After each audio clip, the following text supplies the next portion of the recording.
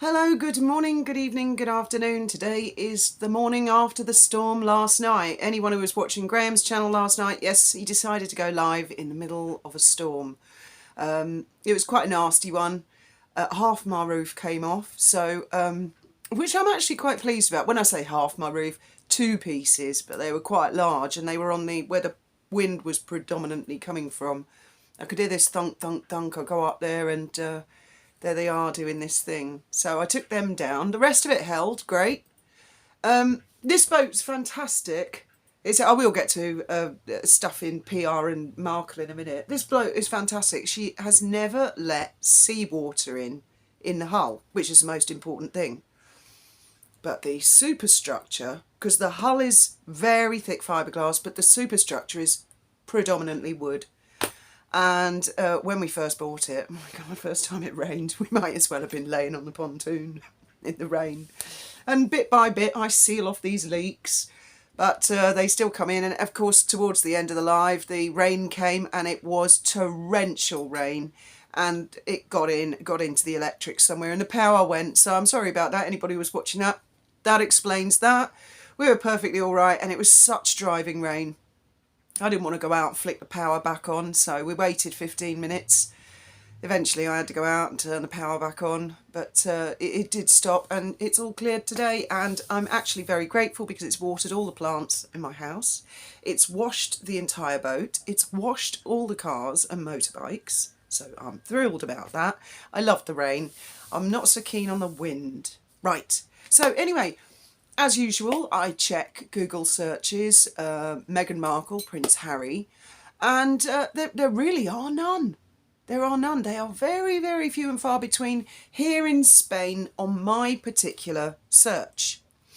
What the articles that do come up, interestingly enough, under a search of Meghan Markle, there are quite a few in People magazine really singing the praises of our Princess of Wales, how to get her hair, how there's one about her family, the Middletons, and their history and her family members. It's really all about the Middletons and Princess of Wales. It's interesting that, isn't it? It's like the puff pieces in the last 3 or 4 years. All I've seen are puff piece, puff piece, puff piece, and they've just vanished. Newsweek, Jack Royston. There were a couple of articles in Newsweek yesterday, which I've put on X. One of them was Jack Royston saying there have been American polls done to see how popular Meghan and Harry are in the United States. Who knows how these polls, whether they can ever be believed, but if it's to be believed, then Meghan is less popular than ever. Interestingly enough, I went on the Daily Mirror today, which is very, very supportive of Harry and Meghan. And they had a little quick poll, which is your favourite member of the royal family. I chose Catherine because, I'm torn, but I chose Catherine. Interestingly enough, Catherine got 35% so far because you could see the vote straight away. William slightly less. Charles and Camilla didn't do too well. Harry, not very well. And Meghan, absolutely abysmal. And the other thing that was really interesting is that the Netflix, again Newsweek, again a publication that has traditionally been very, very supportive cheerleader of Meghan and Harry. I think it was James Crawford Smith. He, I think he's quite a young journalist and he always does really, really supportive pieces for them. Well, he was analysing the Netflix ratings, Netflix top 10, to see where Harry and Meghan's 3 projects came in the top 10. They didn't.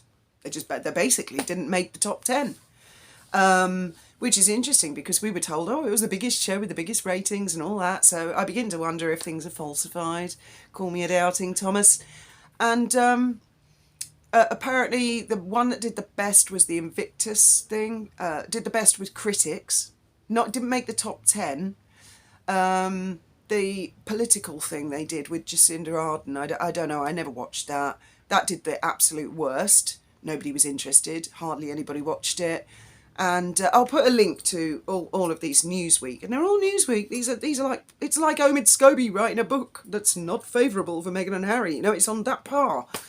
Yeah, the Harry and Meghan sort of whinge-a-thon thing didn't do very well at all, and James Crawford Smith attributes that to the fact that the show Wednesday was released the same week, more or less, thereabouts.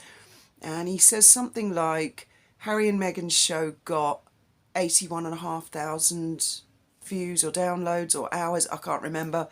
And Wednesday got something like 265,000. So, ooh, ouch, burn. That is not what you want to see if you want to have a long and prosperous future with Netflix, is it? It's certainly not what Netflix want to see. It's all going downhill. Then there's the article that Meghan, I mean, it could all be bullshit, but that Meghan feels she's on the breadline. People are worried about her. She's lost so much weight. Is it because she can't afford to eat? I find that unbelievable. I just cannot believe that she cannot afford to eat. Nonsense. That's nonsense. She's definitely had a lot of weight loss. I don't know what's attributed to that. Trying to look like Princess Diana, having an eating disorder. I don't know. Harry, the stories continue and are getting stronger and stronger about him buying a property in the UK.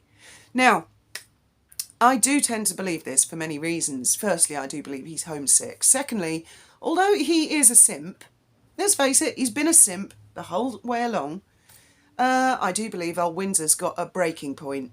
We all do. And I do believe, or maybe I like to think, that he's just had enough and he said, I'm sick of you. I've done everything you want. I've thrown all my mother's inheritance at what you wanted. Fake awards, PR, puff pieces, bots, sugars. I'm sick of it. It's gotten us nowhere. You've been trying to reinvent yourself for 3 years. It's not happening. Nobody wants to know. And I'm, quite frankly, I've had it up to here with you and I am out of here. And I have suspected that they've been split up for really a long time, since about, I think, September 2021. I reckon that's when the cracks really started to show. And I think they've done a Will Smith and Jada Pinkett Smith, where they've just pretended to be together for the sake of PR. And also, I think with Harry, there will be he's obstinate. It wouldn't be easy for him to back down and say, okay, absolutely everybody else was right. Now I see what the whole world saw and I feel kind of stupid. Harry feels stupid. So, I do believe that he will buy somewhere in the UK. I don't believe it'll be in London. I don't believe it'll be a penthouse or an apartment. I can't see that. They're such incompatible personalities from what I see of them. Meghan likes the city, she likes the glitz, the plastic, the red carpets, the makeup, all the fakeness of Hollywood. Harry couldn't be further from that. He's a very, shall we say, simple personality. He likes nature. He likes wild animals. He likes children. He wants a quiet life. I believe him when he says, I don't particularly want to be all over the press all the time. I don't want to live my life like that. I think he'd be perfectly happy in the countryside. And I bet he is going to buy somewhere, a little farm, small holding. Let me get my tea. I'm all dressed like this because I'm going back up on that roof, but it's threatening to rain again in a minute, so I'm waiting. See if it clears. Yes, I could see Harry being in the countryside. I think that's what she gave him the impression before they got married, going to Botswana or wherever it was. That's what she wanted, and he fell for it. And then once they were married, and she said, let's run away, let's go to Canada, or they were kicked out, whatever. I bet he thought, oh yeah, I'll live with all the trees and the bears. And then all of a sudden, oh no, we're going to Hollywood. Well, I know Montecito is not near Hollywood.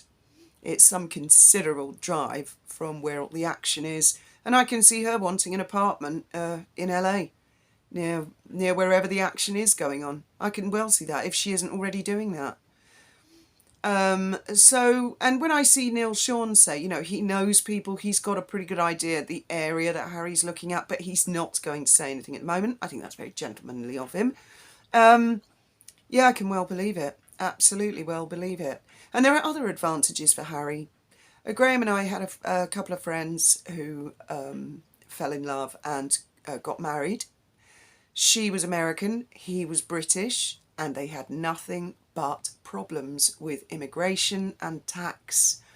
And they ended up, they've separated since, they ended up spending 6 months in the US and 6 months in the UK. And it was an ongoing battle for them. And even though they were obviously in love and they'd been together years and they were married, neither immigration in America nor immigration in the UK really would allow them. So they were left in a right old pickle. And they had, I think they had at least one child. And it all came to an end, unfortunately. It just put so much pressure. So I can see the Councillor of State, to qualify, Harry would need a UK property. I can see that being a big thing. I can see American taxation becoming complicated, and I can see that being a big thing. So yes, I think there are advantages to that. I do believe he misses his old life. And the fact that the puff pieces have just dried up, and it all seems to be happening very, very fast. I don't know if you guys have noticed that. Faster than usual, the negative pieces are coming out. There are no positive puff pieces. So from a PR point of view, as I've said many times, I don't know what they're like. I've no idea what any of these A-listers are like. I can only go by their PR. And I was shocked at that Jada Pinkett Smith so openly admitting, oh, well, Will and I haven't been together for 7 years. Just openly saying that. After all the sort of the PR. There were never a couple I followed, but they hid that. That's really quite dishonest in the name of PR, isn't it? And I know I'm not going to read her book. I've got books stacking up to my ears. I've got so many books that I've got to read. Good job the winters. Roll on the winter and our open fire. Our wood burner. So yeah, we had to sleep in the living room last night. Rained on Graham's side of the bed, as it always does.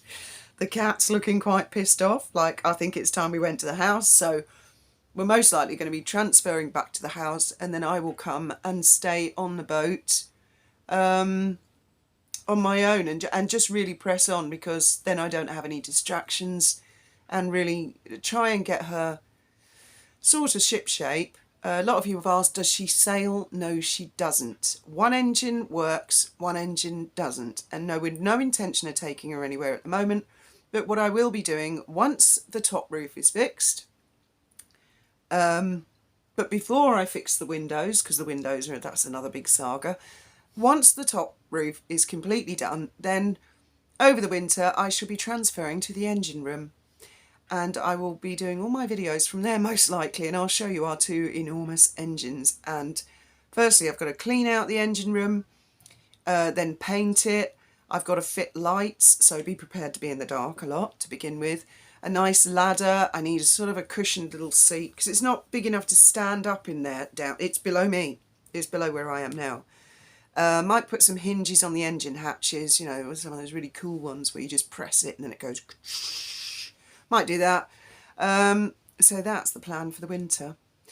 And in the meantime, in my odd coffee break, yes, I shall check up on Harry and Meghan, because that's all it takes. I know a lot of you think I do loads of research, and not at all. I just love coming and having a chat with you. This is my coffee break or tea break. This is my tea break. And then intermittently throughout the day, I have a giggle at your comments.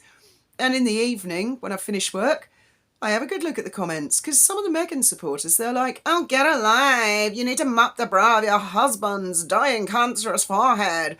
And I'm like, oh God, you must be like 9 years old. If you think that's the reality, fuck off. And if God willing, you ever get to an older age, you find out what life is all about, boy, you're going to feel like an absolute plonker when you think back to your stupid little comments. That's if you even remember making those stupid little comments. As always, thank you very much for listening. And I'll see you below in comments on X and on YouTube.